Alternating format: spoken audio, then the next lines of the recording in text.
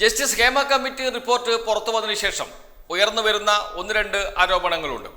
അതിലൊന്ന്, കഴിഞ്ഞ 4.5 വർഷക്കാലം ഈ റിപ്പോർട്ടിന് മുകളിൽ സർക്കാർ അടയിരുന്നു എന്നാണ്. 2019 ഡിസംബർ 31 റിപ്പോർട്ട് സമർപ്പിക്കുന്നത് ജസ്റ്റിസ് ഹേമ കമ്മിറ്റി. 2020 ഫെബ്രുവരി 19 1.5 മാസം കഴിഞ്ഞപ്പോൾ ജസ്റ്റിസ് ഹേമ തന്നെ സർക്കാരിന് കത്ത് നൽകുന്നുണ്ട്. ആ കത്തിൽ പറയുന്നുണ്ട്, പുറത്തു വിടരുത്, ഇത് വളരെ രഹസ്യ സ്വഭാവമുള്ള റിപ്പോർട്ടാണ്, പലരുടെയും സ്വകാര്യതയെ ബാധിക്കുന്നതാണ് എന്നും. അതുകൊണ്ട് പുറത്തുവിടാതെ ഇരിക്കുകയായിരുന്നു സംസ്ഥാന സർക്കാർ. പിന്നീടാണ് വിവരാവകാശ കമ്മീഷന്റെ ഉത്തരവ് വരുന്നത്. ആ ഉത്തരവ് വരുന്നത് 2020 ഒക്ടോബർ 22 7 മാസം കഴിഞ്ഞ്. 7 മാസം മാത്രമാണ് സർക്കാരിന്റെ കയ്യിൽ ഇത് എന്ത് ചെയ്യാമെന്ന ഒരവസ്ഥയിൽ ഉണ്ടായിരുന്നുള്ളൂ. അതും പറ്റില്ല, കാരണം ജസ്റ്റിസ് ഹേമ കത്ത് നൽകിയിരിക്കുകയാണ്, ഇത് പുറത്തുവിടരുത് എന്ന് പറഞ്ഞുകൊണ്ട്.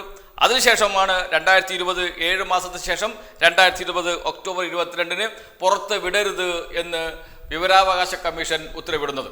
അതിനുശേഷം 2024 ജൂലൈ 7 പുറത്ത് വിടാം എന്ന് പറയുന്നത്.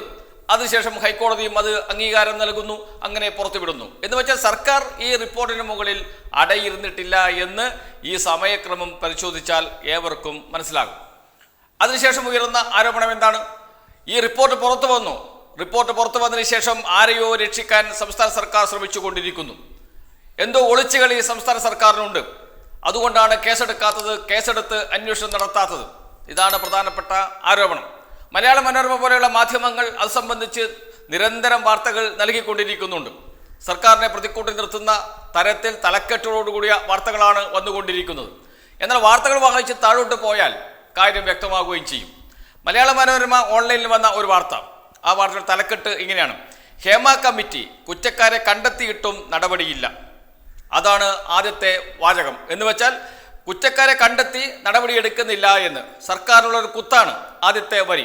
രണ്ടാമത്തെ വരി നോക്കൂ: അന്വേഷണം നടത്തണമെങ്കിൽ കമ്മിറ്റി അംഗങ്ങളുടെ മൊഴി വേണം. അന്വേഷണം നടത്തണമെങ്കിൽ കമ്മിറ്റി അംഗങ്ങളുടെ മൊഴി വേണം. കമ്മിറ്റി അംഗങ്ങളുടെ മൊഴിയില്ലാതെ അന്വേഷണം നടത്താൻ കഴിയില്ല എന്ന് ആദ്യത്തെ വരിയെ രണ്ടാമത്തെ വരി കൊണ്ട് റദ്ദ് ചെയ്യുകയാണ് മലയാള മനോരമ ചെയ്യുന്നത് എന്നോർക്കണം. ഇനി വാർത്തയിലേക്ക് പോയാലാണ് ബഹുരസം.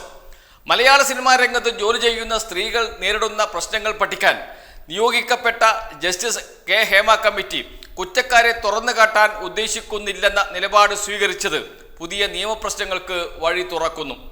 കമ്മിറ്റി അന്വേഷണത്തിൽ കുറ്റക്കാരെ കണ്ടെത്തിയിട്ടും അവർക്കെതിരെ നിയമ നടപടികൾ തുടങ്ങാൻ സർക്കാരിനും പോലീസിനും ഇതുവരെ കഴിഞ്ഞിട്ടില്ല. ലൈംഗിക ചൂഷണത്തിന്റെ സ്വഭാവമുള്ള ഗുരുതര കുറ്റകൃത്യങ്ങൾ തിരിച്ചറിഞ്ഞ സാഹചര്യത്തിൽ റിപ്പോർട്ടിന്മേൽ അന്വേഷണം നടത്താൻ സർക്കാരോ ഹൈക്കോടതിയോ തീരുമാനിച്ചാൽ ജസ്റ്റിസ് ഹേമ കമ്മിറ്റിയിലെ അംഗങ്ങളുടെ മൊഴി രേഖപ്പെടുത്തി മാത്രമേ മുന്നോട്ട് പോകാനാകൂ. സത്യം പറയുകയാണ് മനോരമ.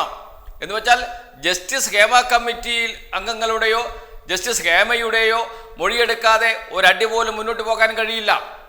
കമ്മിറ്റി അംഗങ്ങളിൽ നിന്നാണ് അന്വേഷണം ആരംഭിക്കേണ്ടി വരിക. അതുകൊണ്ടാണ് അന്വേഷണം നടത്താൻ കഴിയില്ല എന്ന് സംസ്ഥാന സർക്കാർ പറയുന്നതും. അതോടൊപ്പം തന്നെ ഈ പരാതി നൽകിയവരുടെ പേരും വിവരവും സർക്കാരിന് കയ്യിലില്ല എന്ന് സർക്കാർ ആണയിട്ട് പറയുന്നുണ്ട്. ഹൈക്കോടതിയിലും സർക്കാർ അക്കാര്യം പറഞ്ഞതാണ്. അതൊന്നും വിശ്വസിക്കാൻ നമ്മുടെ മാധ്യമങ്ങൾ തയ്യാറാകുന്നില്ല എന്നതാണ് പ്രധാനപ്പെട്ട കാര്യം. പക്ഷേ മലയാള മനോരമ അത് പറയേണ്ടി വരുന്നുണ്ട് അവരുടെ വാർത്തയിൽ. അതിങ്ങനെയാണ്: സിനിമാ രംഗത്തെ പുരുഷന്മാരുടെ ചൂഷണത്തിനും പീഡനത്തിനും ഇരയായവരുടെ പേര് വെളിപ്പെടുത്താതെയാണ് മൊഴികൾ കമ്മിറ്റി രേഖപ്പെടുത്തിയത്. മൊഴികളിൽ ഇരകളുടെ കയ്യൊപ്പും 3 അംഗ കമ്മിറ്റി വാങ്ങിയിട്ടില്ല. കയ്യൊപ്പില്ല മൊഴികളിൽ എന്നർത്ഥം. പിന്നെ എങ്ങനെയാണ് സർക്കാരിന് കേസെടുക്കാൻ കഴിയുക? ഇമെയിലിൽ ലഭിച്ച മൊഴികൾ ഡിജിറ്റൽ തെളിവാണെങ്കിലും പേരു മറച്ചാണ് റിപ്പോർട്ടിന്റെ ഭാഗമാക്കിയത്. എന്നാൽ മൊഴികളിലൂടെ കണ്ടെത്തിയ കുറ്റകൃത്യങ്ങളുടെ ഗൗരവം റിപ്പോർട്ടിൽ സർക്കാരിന് കൈമാറിയിട്ടുണ്ട്. ജുഡീഷ്യൽ കമ്മീഷനായാണ് ജസ്റ്റിസ് ഹേമയെ നിയമിച്ചിരുന്നതെങ്കിൽ ഈ നിയമപ്രശ്നം മറികടക്കാമായിരുന്നു. ഉപദേശക സ്വഭാവം മാത്രമുള്ളതും ജുഡീഷ്യൽ അധികാരങ്ങളില്ലാത്തതുമാണ് ഹേമ കമ്മിറ്റി എന്നാണ് ഈ വാർത്തയിൽ പറഞ്ഞു വെക്കുന്നത്. അതിനുശേഷം പറയുന്നു, മൊഴി നൽകിയവരുടെ പേരുകളും മറ്റു വിവരങ്ങളും കമ്മിറ്റി ഇപ്പോഴും രഹസ്യമായി സൂക്ഷിക്കുന്ന അടിസ്ഥാന രേഖകളുടെ ഭാഗമാണ്. ഇത്തരം രേഖകൾ സർക്കാരിന് കൈമാറിയിട്ടില്ല. ഈ സാഹചര്യത്തിൽ കമ്മിറ്റി അംഗങ്ങളെ വിശ്വാസത്തിലെടുത്ത് അവരുടെ മൊഴികൾ രേഖപ്പെടുത്തിയും സാക്ഷികളാക്കിയും മാത്രമേ പോലീസിനോ പുതിയൊരു ജുഡീഷ്യൽ കമ്മീഷനോ കേസന്വേഷണം നടത്താൻ കഴിയൂ. ഇത് സംബന്ധിച്ച കേസ് പരിഗണിക്കുന്ന ഹൈക്കോടതിയുടെ നിലപാട് ഇക്കാര്യത്തിൽ നിർണായകമാകും എന്ന് പറഞ്ഞുകൊണ്ടാണ് വാർത്ത അവസാനിപ്പിക്കുന്നത്. ഇതിൽ രണ്ടാമത്തെ പാരഗ്രാഫാണ് ഏറ്റവും പ്രധാനം. സിനിമാ രംഗത്തെ പുരുഷന്മാരുടെ ചൂഷണത്തിനും പീഡനത്തിനും ഇരയായവരുടെ പേര് വെളിപ്പെടുത്താതെയാണ് മൊഴികൾ കമ്മിറ്റി രേഖപ്പെടുത്തിയത്. പിന്നെ എങ്ങനെയാണ് സർക്കാരിന് കേസെടുക്കാൻ കഴിയുക? ആരുടെ മൊഴിയുടെ അടിസ്ഥാനത്തിലാണ് കേസെടുക്കാൻ കഴിയുക? ആർക്കെതിരെയാണ് ഈ മൊഴി എന്ന് കൃത്യമായി പറയുന്നില്ല, പേര് പറയുന്നില്ല. ആ അടിസ്ഥാനത്തിൽ എങ്ങനെയാണ് കേസെടുക്കാൻ കഴിയുക?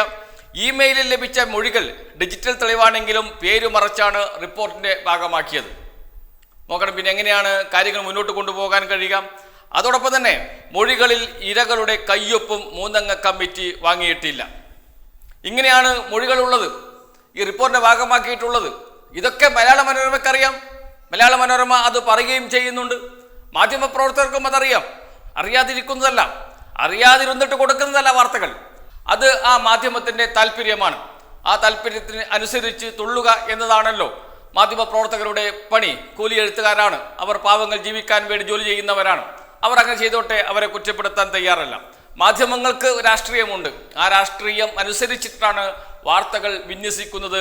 അതനുസരിച്ച് വാർത്തകൾ നൽകുന്നവർ അവിടെ നല്ല റിപ്പോർട്ടർമാരാകും, അല്ലാത്തവർ അവിടെ നിന്നും പുറന്തള്ളപ്പെടും. ഇത് ഒരു നഗ്ന യാഥാർത്ഥ്യമാണ്, എല്ലാവരും അഭിമുഖീകരിക്കുന്ന യാഥാർത്ഥ്യമാണ്.